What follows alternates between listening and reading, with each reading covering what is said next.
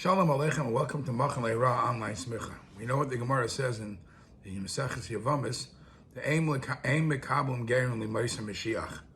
And the simple taich is because in the Maisa Mashiach things will be so good, Mir Hashem, for the Yidden, that we don't know if people are joining sincerely. However, there is a pshat that's given over in the name of the Sfas Emes that said that Ein Bekabel Gerim L'Maisa Mashiach, because anybody who will have a nitzitz neshama that's meant to become a ger before Mashiach, he'll already convert. There won't be a need. In other words, there's no one else that will need to convert afterwards. Number one, and that's why it also says the typical term that's used in the Gemara is ger shenes gayer. Ger shenes, it doesn't say goy shenes gayer, because a ger shenes gayer proves that it's anybody who comes to convert. It shows that he had within him a spark that made him want to convert. Not every guy wants to convert, and that inner spark is what turned the ger into turned him to want to convert, and that's why it's written Gerishin is Gayer. Now we know that once a Gerishin is Gayer, a Gerishin is Gayer, he's a full-fledged Yid for Kol HaTorah Kula. But there is some controversy in different places when the Torah specifically says by certain mitzvahs that there's a mitzvah that specifically applies to Bnei Yisrael. So there are questions: does it also apply to Gerim? And this is a complication in many mitzvahs where the Torah says Daber al Bnei Yisrael, somebody who wasn't born as a Jew. And for every mitzvah that it says that, the Gemara goes on to explain whether it applies or not. Now, when the Eibishter made the covenant with Klal Yisrael about Torah, he didn't only do it to Klal Yisrael.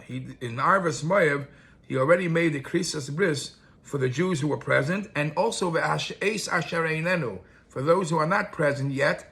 Those who will join later, they're also included in the Krisas Bris in the Bron with the Eibishter to fulfill Torah mitzvahs.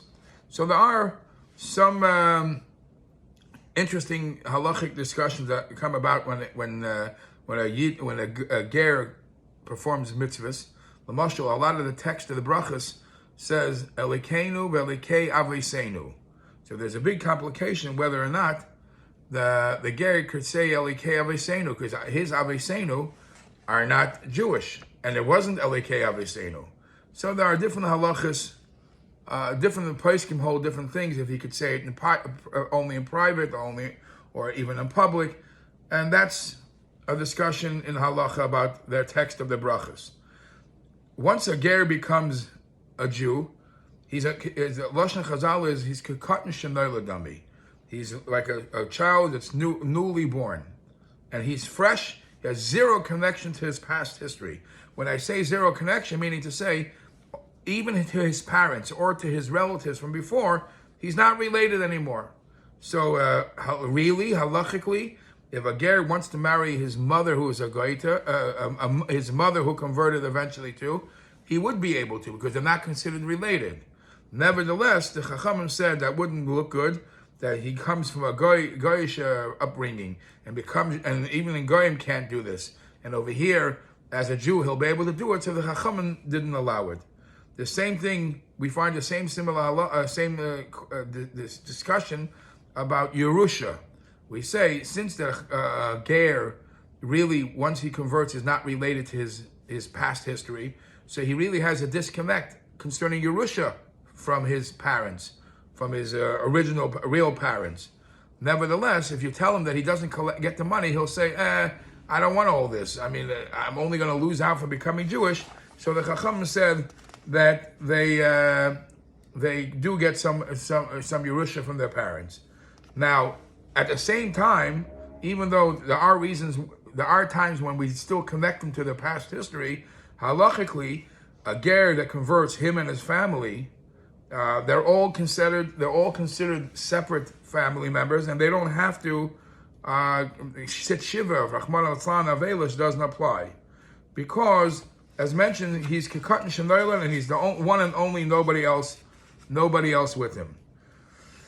What happens to, we know that the halacha states that a regular Jewish katan, when he becomes bar mitzvah, if he remembers some of the bad stuff he did as a youngster, he should do tshuva once he becomes a bar chiyuv.